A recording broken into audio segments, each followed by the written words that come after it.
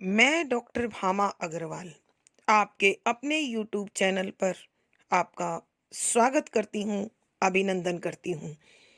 आइए प्यारे बच्चों, आज हम ध्रुव स्वामिनी नामक नाटक का अध्ययन शुरू करते हैं। इस नाटक के अध्ययन से पूर्व इसे सरल और सहज बनाने के लिए हमें इसकी भूमिका को समझना होगा, जो इस प्रकार है। ध्रुव स्वामिनी नाटक छायावादी साहित्यकार जयशंकर प्रसाद द्वारा रचित है, जो 1933 में प्रकाशित हुआ। यह भारतीय इतिहास के स्वर्ण युग गुप्त काल की पृष्ठभूमि को लेकर रचा गया। इसमें पुरुष सत्तात्मक समाज के शोषण के विरुद्ध नारी के विद्रोह द्वारा उसके अस्तित्व, अस्मिता, अधिकार, अनुचित विवाह से मोक्ष तथा पुनर्लगन की समस्या का समाधान प्रस्तुत किया गया है। यहाँ समुद्रगुप्त की मृत्यु से लेकर चंद्रगुप्त के राजा बनने तक के समय के घटनाक्रम को 3 भागों में विभाजित किया गया है। पात्र सूची: ध्रुव स्वामिनी, मंदाकिनी, कोमा, चंद्रगुप्त, रामगुप्त, शिखर स्वामी, पुरोहित, शकराज, खिंगिल, मिहिरदेव, सामंत कुमार, शक सामंत, प्रतिहारी, प्रहरी, दासी, कुबड़ा, बोना, हिजड़ा, नर्तकियां। प्रथम अंक इस प्रकार है। स्मरणीय बिंदु: नंबर 1, प्रथम अंक का आरंभ पर्वतीय प्रदेश में रामगुप्त के युद्ध शिविर में ध्रुव स्वामिनी के प्रवेश से होता है। नंबर 2, यह विजय अभियान केवल बहाना है। वास्तव में ध्रुव स्वामिनी के हृदय में चंद्रगुप्त के प्रति भावों का पता लगाना है। नंबर 3, इस कार्य के लिए रामगुप्त ने अपनी बहन मंदाकिनी को दासी के रूप में नियुक्त किया है, जो अपने उद्देश्य में सफल होती है, अर्थात वो ध्रुव स्वामिनी के हृदय में चंद्रगुप्त के प्रति कोमल भाव हैं, यह जान लेती है। नंबर 4, अयोग्य, कमजोर तथा विलासी रामगुप्त महामंत्री शिखर स्वामी के षड्यंत्र द्वारा गुप्त साम्राज्य तथा ध्रुव स्वामिनी दोनों को प्राप्त करता है, इसलिए हमेशा सशंकित रहता है, सशंकित, डरा हुआ। नंबर 5, रामगुप्त की अयोग्यता को जानकर शकराज उसे घेरकर युद्ध के लिए ललकारता है। नंबर 6, रस विलास में डूबा रामगुप्त कोई उत्तर नहीं देता तो शकराज 2 शर्तों के साथ संधि प्रस्ताव भिजवाता है अथवा भेज देता है। नंबर 7, शर्त के अनुसार ध्रुव स्वामिनी अपने लिए तथा गुप्त सामंतों की पत्नियां शक सरदारों के लिए मांगी जाती हैं। नंबर 8, गुप्त वंशीय प्रतिष्ठा के विरुद्ध रामगुप्त संधि की शर्त स्वीकार कर लेता है।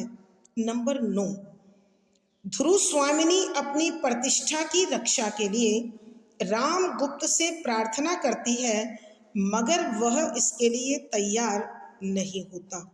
नंबर 10, शिखर स्वामी कहता है कि राज्य और राजा की रक्षा हर वस्तु देकर होनी चाहिए। नंबर 11, असहाय ध्रुव स्वामिनी सम्मान की रक्षा के लिए आत्महत्या को तत्पर होती है। उसी समय चंद्रगुप्त आकर उसे बचा लेता है। नंबर 12, चंद्रगुप्त स्वयं ध्रुव स्वामिनी के रूप में सामंत कुमारों को साथ लेकर शकराज से इस अपमानजनक शर्त का बदला लेना चाहता है, मगर ध्रुव स्वामिनी उसे ऐसा करने से रोकती है। नंबर 13, अंत में चंद्रगुप्त ध्रुव स्वामिनी व सामंत कुमारों को लेकर शकराज के पास जाता है। नंबर 14, चंद्रगुप्त की बहन मंदाकिनी के ओजस्वी गीत के साथ सब प्रस्थान करते हैं और पर्दा गिरता है। आइए प्यारे बच्चों, अब हम इस नाटक के पदों की व्याख्या कर उसे समझने की कोशिश करते हैं। पद संख्या 11 है। ध्रुव स्वामिनी, कुछ सोचकर। तो जाने दो, छिपी हुई बातों से मैं घबरा उठी हूँ। हाँ, मैंने उन्हें देखा था, वह निर्भर प्राची का बाल अरुण। आह, राज चक्र सबको पीसता है। पीसने दो, हम निसहायों को, दुर्बलों को पीसने दो।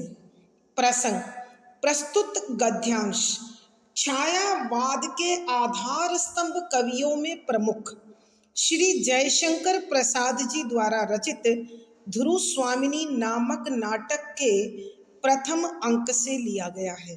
संदर्भ, यहाँ नाटककार ने ऐतिहासिक पृष्ठभूमि को आधार बनाकर नारी शोषण के विरुद्ध आवाज उठाई है तथा उन्होंने नारी के अस्तित्व, उसके सम्मान, अनुचित विवाह से छुटकारे और पुनर्लगन की समस्या का समाधान किया है। यहाँ उस समय की घटना का वर्णन है जब खड्गधारणी के रूप में मौजूद मंदाकिनी ध्रुव स्वामिनी के मनोभावों को जानने की कोशिश करती है और वह अमूल्य निधि के विषय में पूछने पर अपने प्राणों की भीख मांगते हुए सच बताने को तैयार होती है। ऐसे में ध्रुव स्वामिनी, जो इस गुप्त कुल में उपेक्षिका है और रामगुप्त के द्वारा सदैव शक भरी दृष्टि से देखी जाती है, तब ध्रुव स्वामिनी खड्गधारणी को कहती है कि व्याख्या शब्दों के अर्थ साथ साथ कुछ सोचकर अपने आप में विचार करते हुए, तो जाने दो कि तुम मुझे वह बात मत बताओ जो तुम्हें प्राणों पर संकट लगती हो। अर्थात कहने का भाव यह है कि जिस बात को कहते हुए तुम इतना संकोच कर रही हो, इतना डर रही हो, वो बात मुझे मत कहो। छिपी हुई बातों से मैं घबरा उठी हूँ कि जब से इस गुप्त कुल में विवाह करके आई हूँ, तब से न जाने कितने गुप्त रहस्य रोज मेरे सामने मुंह उठाए खड़े रहते हैं। अर्थात कहने का भाव यह है कि इस गुप्त वंश में हर व्यक्ति का आचरण बड़ा ही रहस्यमयी है, उनका व्यवहार बड़ा विचित्र है। मैं इन रहस्यों के विषय में सोच सोचकर अत्यधिक चिंतित हूँ, घबराई हुई हूँ। हाँ, मैंने उन्हें देखा था कि तुम जिस चंद्रगुप्त की बात कर रही हो उसे मैंने नजर भर देखा था। मैं उन्हें देख चुकी हूँ। वो मुझे कैसे लगे उसके विषय में बताते हुए कह रही है, वह निर्भर प्राची का बाल अरुण, वह अर्थात चंद्रगुप्त निर्भय, मेघ रहित, स्वच्छ, बादलों से रहित, बिल्कुल निर्मल, उजला आकाश, प्राची पूर्व दिशा, का बाल बालक के समान कोमल, भोला, अरुण सूर्य कि उस चंद्रगुप्त की छवि तो ऐसी थी मानो उजले आकाश में पूर्व दिशा से उगता हुआ सूरज। अर्थात उनके चेहरे का ओज, उनके शरीर का तेज सूर्य के समान था।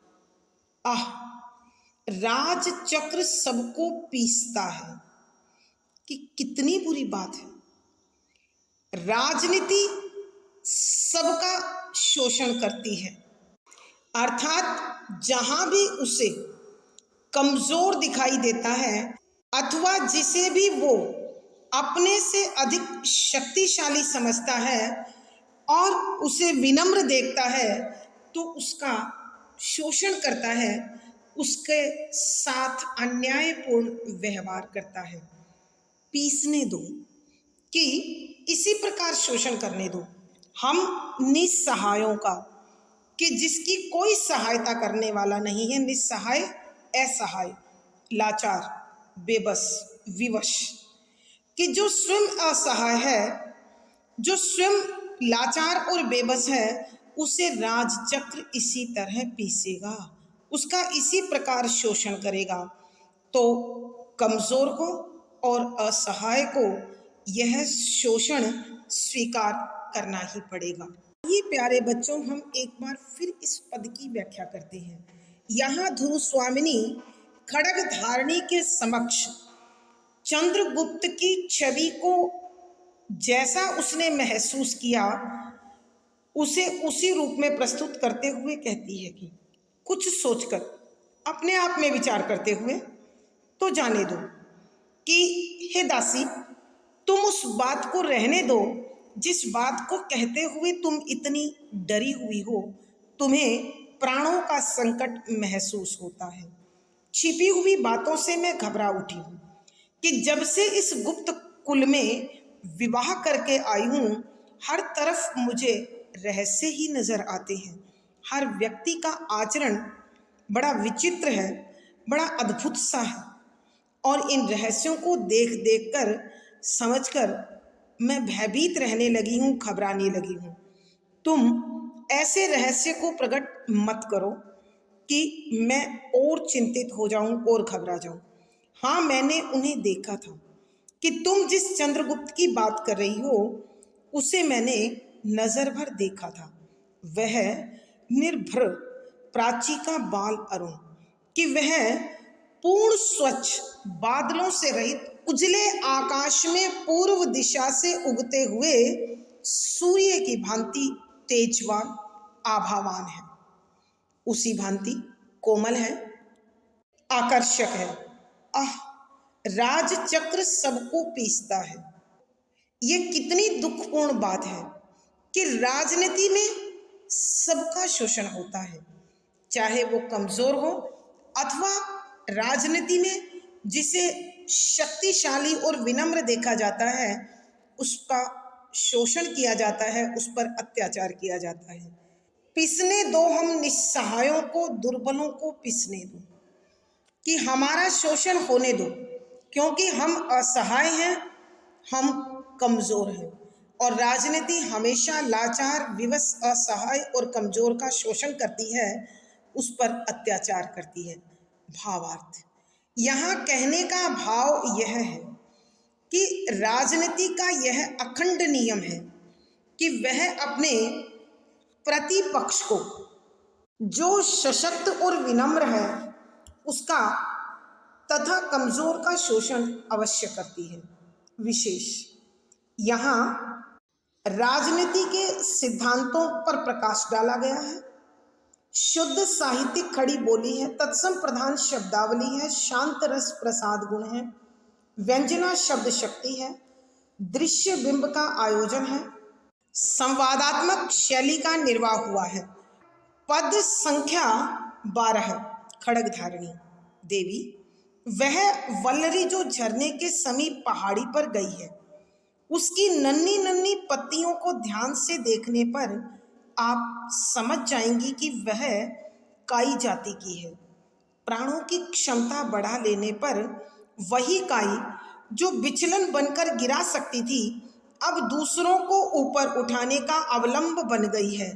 प्रसंग पूर्ववत संदर्भ, यहाँ खड़ग धारिणी ध्रुव स्वामिनी को आत्मविश्वासी और आत्मबल से युक्त बनाने के लिए उदाहरण देते हुए समझाती है कि व्याख्या, शब्दों के अर्थ आवश्यकता के अनुसार।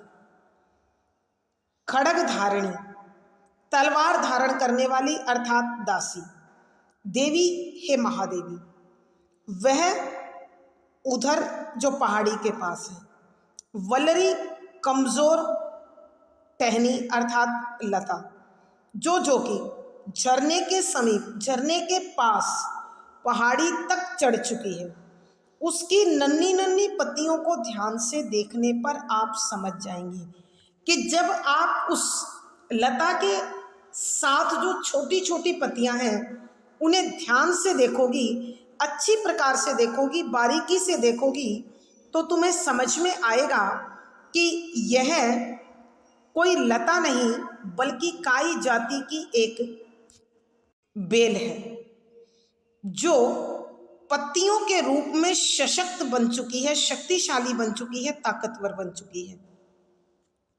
प्राणों की क्षमता बढ़ा लेने पर वही काई जो विचलन बनकर गिरा सकती थी, प्राणों आंतरिक शक्ति, अपनी अंदर की ताकत, क्षमता, ताकत बढ़ा लेने पर, संचित कर लेने पर, एकत्रित कर लेने पर, मजबूत बना लेने पर वही काई कि वो काई जो विचलन, विचलन अर्थात फिसलन, कि फिसलन बनकर दूसरों को गिराती थी और स्वयं भी नष्ट हो जाती थी, अब दूसरों के ऊपर चढ़ने का अवलंब बन गई है कि अब वह दूसरों को सहारा दे सकती है। अवलंब माने होता है सहारा, दूसरों को उस पहाड़ी तक पहुंचने के लिए सहारा बन चुकी है। अर्थात यहां खड्ग धारणी के रूप में मौजूद मंदाकिनी महादेवी में शक्ति का संचार करना चाहती है, उनमें आत्मविश्वास भरना चाहती है। वह काई जाति की उस बेल का उदाहरण देकर उन्हें समझाना चाहती है कि जिस शोषण चक्र की तुम बात कर रही हो, जिसमें तुम अपने आप को कमजोर, लाचार और असहाय समझकर अत्याचार सहने को मजबूर मान रही हो, उसी को तुम अपनी आंतरिक शक्तियों को जगाकर उन्हें संचित कर लेने पर नष्ट कर सकती हो और तुम उन सबका सहारा बन सकती हो जो उपेक्षित हैं, शोषित हैं, असहाय हैं, लाचार हैं, बेबस हैं। अर्थात यहां मंदाकिनी का संकेत रामगुप्त के शोषण युक्त राज व्यवस्था को समाप्त कर चंद्रगुप्त की सहायता करते हुए एक अच्छे गुप्त साम्राज्य को सहारा देने वाले शक्तिशाली हाथों के रूप में निर्मित कर देना चाहती है, बनाना चाहती है। एक बार फिर प्यारे बच्चों इस पद की हम व्याख्या करते हैं। यहां खड्ग धारणी के रूप में मौजूद मंदाकिनी ध्रुव स्वामिनी में आत्मविश्वास और आत्मबल भर देना चाहती है। अतः वह पास ही पहाड़ी के समीप काई जाति की एक बेल को दिखाते हुए कहती है कि देवी, वह वल्लरी जो झरने के समीप पहाड़ी पर गई है, कि हे महादेवी, उस लता को देखो जो उस पहाड़ी पर झरने के पास पास पहाड़ी की चोटी तक पहुंच रही है। उसकी नन्ही नन्ही पत्तियों को ध्यान से देखने पर आप समझ जाएंगी कि वह काई जाति की है, कि जब तुम इस बेल की छोटी छोटी पत्तियों को ध्यान से, बारीकी से समझकर देखोगी तो तुम इस बेल को और इन पत्तियों को पूर्ण रूप से पहचान जाओगी कि यह बेल काई से बनी हुई है। प्राणों की क्षमता बढ़ा लेने पर वही काई जो विचलन बनकर गिरा सकती थी, कि यह उसी काई की बेल है जो फिसलन बनकर दूसरों को गिराती थी और अपना अस्तित्व भी नष्ट कर देती थी। आज जब इसने अपनी प्राणों की शक्ति को बढ़ा लिया है, अर्थात इसने अपने आप को मजबूत बना लिया है, कि अब वही कमजोर काई इतनी अधिक शक्तिशाली बन गई है कि दूसरे इसका सहारा लेकर पहाड़ी की चोटी तक पहुंच सकते हैं। अर्थात यहां मंदाकिनी ध्रुव स्वामिनी को आत्मबल एकत्रित करने के लिए, आत्मशक्ति जगाने के लिए संदेश देते हुए कहती है कि जिस प्रकार ये कमजोर काई आत्मबल को प्राप्त कर, उसे संचित कर इतनी शक्तिशाली बन गई है कि दूसरों का सहारा बनने लगी है, उसी प्रकार तुम भी अपने आप को लाचार, बेबस, असहाय और कमजोर समझकर शोषण चक्र का शिकार मत बनो। अपनी सोई हुई शक्ति को जगाओ, उन्हें संचित करो और यह शोषणमयी व्यवस्था को नष्ट करो तथा उनका सहारा बनो जो उपेक्षित हैं, शोषित हैं, अत्याचार सहने को मजबूर हैं। भावार्थ, कहने का भाव यह है कि जब तक हम अपनी शक्तियों को नहीं जगाते, उन्हें बिखरा रहने देते हैं, तब तक लाचार और बेबस होते हैं और हमारी उस लाचारी का, बेबसी का लाभ दूसरे उठाते हैं, शोषण करते हैं। विशेष यहाँ नाटककार ने मंदाकिनी के माध्यम से संदेश दिया है कि प्रत्येक लाचार, बेबस व्यक्ति जब तक आत्मबल संचित नहीं करता, शोषित होता रहता है। शुद्ध साहित्यिक खड़ी बोली का प्रयोग है, तत्सम प्रधान शब्दावली है, शांत रस है, प्रसाद गुण है, व्यंजना शब्द शक्ति है, संवादात्मक शैली है और दृश्य बिंब का आयोजन हुआ है। पद संख्या 13। ध्रुव स्वामिनी। आकाश की ओर देखकर। वह बहुत दूर की बात है। आह, कितनी कठोरता है। मनुष्य के हृदय में देवता को हटाकर राक्षस कहां से घुस आता है। कुमार की स्निग्ध, सरल और सुंदर मूर्ति को देखकर कोई भी प्रेम से पुलकित हो सकता है, किंतु उन्हीं का भाई आचार्य। प्रसंग पूर्ववत। संदर्भ, यहाँ खड्ग धारिणी के रूप में मौजूद मंदाकिनी जब ध्रुव स्वामिनी के हृदय में छिपे चंद्रगुप्त के प्रति भावों को जानने के लिए उनका नाम लेती है, तो ध्रुव स्वामिनी चंद्रगुप्त के आदर्श कोमल स्वरूप के साथ दुष्चरित्र कठोर रामगुप्त की तुलना करते हुए कहती है कि व्याख्या, शब्दों के अर्थ साथ साथ। ध्रुव स्वामिनी आकाश की ओर देखकर। यहां ध्रुव स्वामिनी रामगुप्त और चंद्रगुप्त दोनों के व्यवहार की तुलना करती है और उसी तुलनात्मक विवरण करते हुए, विवेचन करते हुए आकाश की ओर देखती है कि प्रभु, ये कैसी विडंबना है। हे ईश्वर, ये तेरी कैसी रचना है। वह बहुत दूर की बात है। वह कौन सी? जो मंदाकिनी ने आत्मबल को एकत्रित करने की प्रेरणा दी है। वह दूर की बात है, बहुत दूर की बात है कि हे दासी, तुम जिस आत्मबल को जगाने की, संचित करने की, एकत्रित करने की बात कर रही हो, वह बहुत दूर की बात है। लेकिन आज जो स्थिति है, इसके अंतर्गत, इस स्थिति में रहते हुए यह आत्मबल, आत्मविश्वास एकत्रित नहीं हो सकता। आह, कितनी कठोरता है। कितनी दुखपूर्ण बात है कि महाराज कितने कठोर हैं। हे विधाता, तेरा नियम कैसी कठोरता से भरा हुआ है। मनुष्य के हृदय में देवता को हटाकर राक्षस कहां से घुस आता है कि मानव के हृदय में देव तुल्य गुणों को समाप्त कर, देवीय संस्कारों को, गुणों को खत्म कर, कहां से पाश्विक प्रवृत्तियां, राक्षसी प्रवृत्तियां उसके अंदर आकर निवास कर लेती हैं, बस जाती हैं। अर्थात मानव अपने मानवीय और देवीय गुणों की उपेक्षा कर किस प्रकार दूषित आचरण करता है, दुष्प्रवृत्तियों का अनुकरण करता है।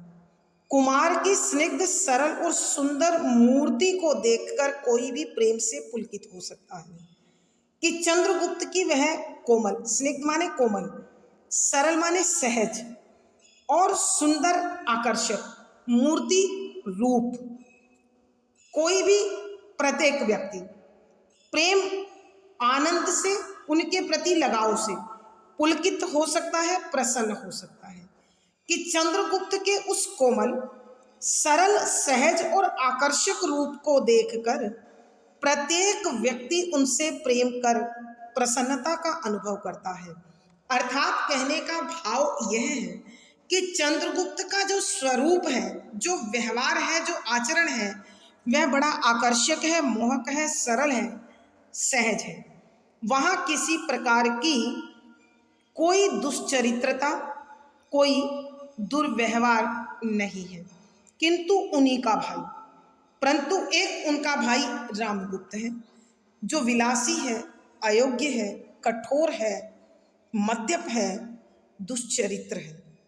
आश्चर्य की हैरानी की बात है, एक ही वंश में उत्पन्न दोनों भाइयों के स्वरूप में, गुणों में, संस्कारों में, आचरण में और व्यवहार में जमीन आसमान का अंतर है। आइए प्यारे बच्चों, एक बार फिर इस पद की व्याख्या करते हैं। यहां जब खड्ग धारिणी के रूप में मौजूद मंदाकिनी ध्रुव स्वामिनी को आत्मविश्वास जगाकर आत्मबल संचित करने की प्रेरणा देती है और वह अनुचित प्रवृत्तियों को हटाकर उचित प्रवृत्तियों के सहयोग की बात करती है, तो ध्रुव स्वामिनी कहती है आकाश की ओर देखकर कि आकाश की ओर इस प्रकार देखते हुए मानो विधाता से प्रश्न पूछ रही हो, और अपनी बात रखते हुए कहती है कि वह बहुत दूर की बात है कि जिस आत्मविश्वास और आत्मबल को जगाने की तुम बात कर रही हो, हे दासी, वह अभी बहुत दूर की बात है। अर्थात आज जो स्थिति है, इस स्थिति के साथ उस प्रकार का व्यवहार, उस प्रकार का आचरण संभव नहीं है। आह, कितनी कठोरता है कि हे विधाता, तेरे विधान में कितनी कठोरता है, और एक मानव के स्वभाव को तुम कैसे इतना कठोर बना सकते हो? किस प्रकार की व्यवस्था है ये तेरी? मनुष्य के हृदय में देवता को हटाकर राक्षस कहां से घुस जाता है कि मानव के मन में देवीय संस्कार, मानवीय सद्गुण हटाकर तू वहां किस प्रकार पाश्विक राक्षसी दुष्वृत्तियों को बसा देता है। अर्थात क्या कारण होता है कि मानव अपने मानवीय और देवीय गुणों का परित्याग कर दुष्प्रवृत्तियों को अपनाकर दुर्व्यवहार और बुरा आचरण करने लग जाता है। कुमार की स्निग्ध, सरल और सुंदर मूर्ति को देखकर कोई भी प्रेम से पुलकित हो सकता है कि चंद्रगुप्त की वह कोमल, सरल, सहज और आकर्षक मूर्ति को, प्रतिमा को, स्वरूप को, रूप को देखकर प्रत्येक व्यक्ति उनको प्रेम करने के लिए, उनसे लगाव महसूस करने के लिए विवश हो जाता है और प्रसन्नता से भर जाता है। और उन्हीं का बड़ा भाई रामगुप्त, जो उनके बिल्कुल विपरीत दुष्चरित्र है, अयोग्य है, कमजोर है, विलासी है। बड़ा आश्चर्य होता है दोनों भाइयों के व्यवहार को देखकर कि उन दोनों के व्यवहार में, आचरण में, स्वरूप में, गुणों में जमीन आसमान का अंतर है। भावार्थ, कहने का भाव यह है कि यहाँ एक ही कुल में उत्पन्न दो व्यक्तियों के व्यवहार का निर्माण उनके अपने अपने कर्मों के आधार पर होता है। खानदान से दोनों के व्यवहार में समानता और एक जैसी पहचान नहीं हो सकती। विशेष यहाँ चंद्रगुप्त और रामगुप्त के चरित्र की भिन्नता का उद्घाटन हुआ है। शुद्ध साहित्यिक खड़ी बोली है, तत्सम प्रधान शब्दावली का प्रयोग हुआ है, व्यंजना शब्द शक्ति है, शांत रस प्रसाद गुण है, पादात्मक शैली है और दृश्य बिंब का आयोजन हुआ है। पद संख्या 14, खड्ग धारिणी।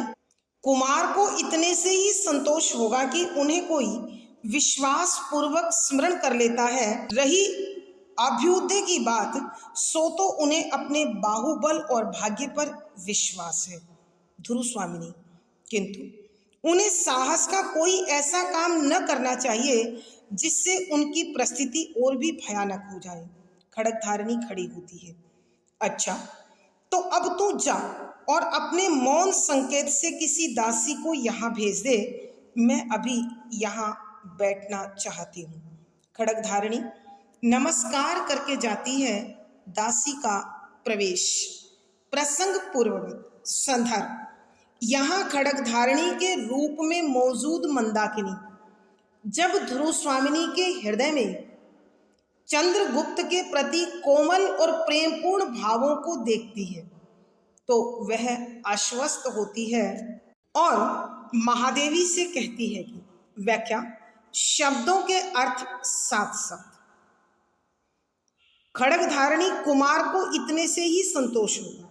यहाँ तलवार धारण करने वाली दासी के रूप में मौजूद मंदाकिनी ध्रुव स्वामिनी से कहती है कि चंद्रगुप्त को जब यह जानकारी मिलेगी कि कोई उसे विश्वास के साथ, भरोसे के साथ, आदर के साथ, प्रेम के साथ याद करता है तो उनको इसी से संतोष हो जाएगा।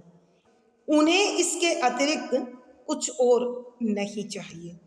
अर्थात महादेवी चंद्रगुप्त के प्रति कोमल भाव रखती है, इसीलिए वो कहती है कि कुमार को आपके विश्वास के सिवा कुछ और नहीं चाहिए।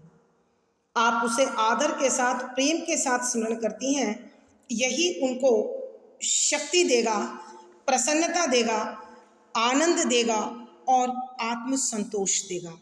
रही अभ्युदय की बात कि रही अभ्युदय माने होता है उत्थान, प्रगति, विकास, कि जो उत्थान की बात है सो तो उन्हें अपने बाहुबल, बाहुबल माने हाथों की ताकत, भुजाओं की ताकत जो क्षत्रिय और वीर योद्धा को होती है, और भाग्य पर विश्वास है कि उन्हें अपने भाग्य पर भी भरोसा है कि वो अपने हाथों की ताकत से अर्थात अपनी संघर्ष शक्ति से, रण कौशल से और अपने भाग्य के सहारे स्वयं विकास को प्राप्त कर लेंगे। ध्रुव स्वामिनी जब यह बात सुनती है तो वह उस दासी को सलाह देते हुए कहती है कि किंतु उन्हें साहस का कोई ऐसा काम न करना चाहिए जिससे उनकी परिस्थिति और भी भयानक हो जाए, कि चाहे वो कितने ही साहसी हैं, कितने ही शक्तिशाली हैं, लेकिन फिर भी उन्हें कोई ऐसा साहस से भरा कार्य नहीं करना चाहिए जो उनके लिए दुस्साहस हो जाए और उनकी जो आज इस राजकुल में स्थिति है, गुप्त कुल में स्थिति है, वह स्थिति और भयंकर हो जाए। कहीं राम गुप्त के शोषण और गुस्से का और अधिक उन्हें सामना न करना पड़े। कि जब ध्रुव स्वामिनी इस प्रकार की बात करती है तो खड़गधारिणी खड़ी हो जाती है, खड़ी होती है और चलने को तत्पर होती है। तब ध्रुव स्वामिनी कहती है, अच्छा तो अब तू जा, अपने मौन संकेत से किसी दासी को यहाँ भेज दे, मैं अभी यहाँ बैठना चाहती हूँ। कि अब तुम जाओ और इशारे से किसी दूसरी दासी को यहाँ भेज दो, मैं अभी यहीं बैठूंगी।